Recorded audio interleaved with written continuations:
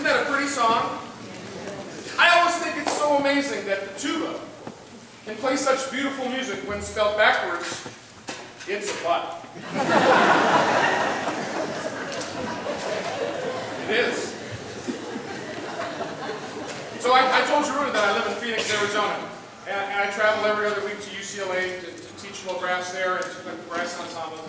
And I fly there frequently, but I also travel all throughout the world every year, playing about 120, 150 concerts a year in many countries. So I spend the bulk of my year not really playing music, but flying on airplanes. That's usually what I do. I fly about 450,000 to 500,000 miles every single year.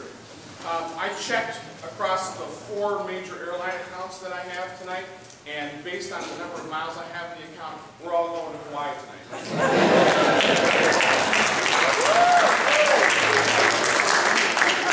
Anyway, so when I fly so much, and I hate it, and I'm afraid to fly as well. I hate doing it. So when I have a chance to drive to a gig, I always take advantage of it. So I live in Phoenix, Arizona. I got hired not long ago to do a job in Las Vegas, Nevada, which is 5.5,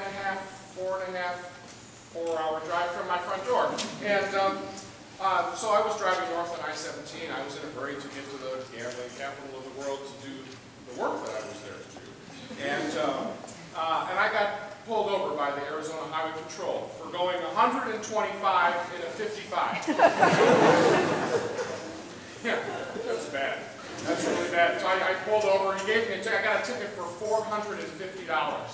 I can't tell you how frustrating it is to be on your way to Las Vegas, Nevada, and be out $450 before you even get out of the car.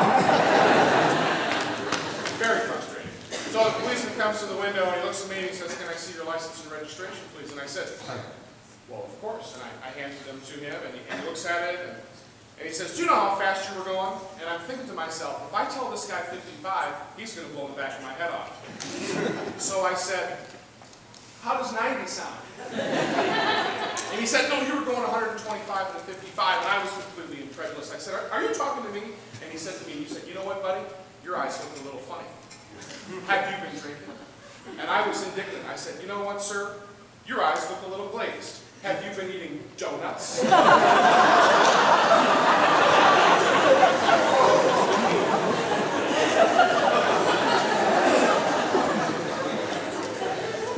Last thing I remember was the morning shot. That's how that went.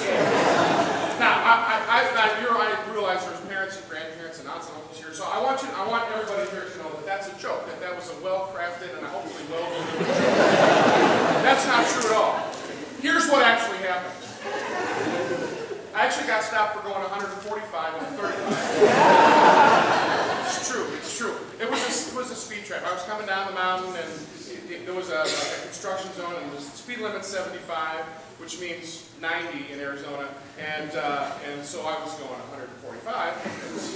It's pretty close. And he came around the corner. It was a 35 zone right away, and the guy was sitting right in front of the 35-mile-an-hour zone with the radar gun going, "Hi, how's it going?" So I pulled over right away because in Arizona, maybe like you do in California here, we have a law called felony speeding. If you go more than 21 miles over the speed limit, notice how familiar I am with the law. If you go more than 21 miles over the speed limit, you lose your license for a year and you go to jail for 3 days. So as I'm going around the corner, hitting almost 150 in a 35, so nearly 5 times the speed limit, I thought, at least I know what I'm doing this weekend. So the policeman comes to the car and he says, "Can I see your license and registration, please?" And I said, "Absolutely." And then he disappeared. He went back to his vehicle for a while, and then he came back to my car and he said, "You're going to need to get out of the car now." And I was like, "Okay, now I know what happens."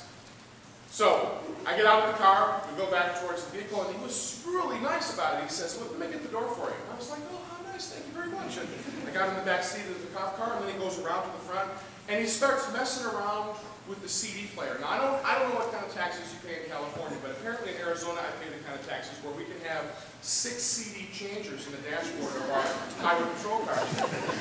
So he's pushing a whole bunch of buttons, and I'm thinking to myself, what on earth is he going to do? He's going to play me the Dies Irae on the way to jail. That's what's going to happen. So pretty soon he pushes a button, and a CD comes out of the stereo. He messes around some more. He takes off his mean old drill sergeant hat, and he opens the sliding glass door between him and I. And he completely changes from being, "Hey, you know how fast you were going?" And he turns around, and through came a CD with a Sharpie. And he goes, "Oh my God, I can't believe it's you. I played the tuba since I was 10 years old. I'm your biggest fan. I can't believe I pulled you over. Would you sign my CD?" I was so completely confused. I was like, "Am I going to get a ticket?" And he said, "Are you going to sign it?" I signed it and I gave it back. That happened actually 14 years ago, and I've never been stopped for speeding in Arizona since then. Ever. So that's what happened. Actually, the truth is I traded my mom for the bail. And so if you go to my website, patricksheridan.com, and buy a CD, that'll help support getting my mom and mother out of jail. Great. Thanks very much. So, thank you.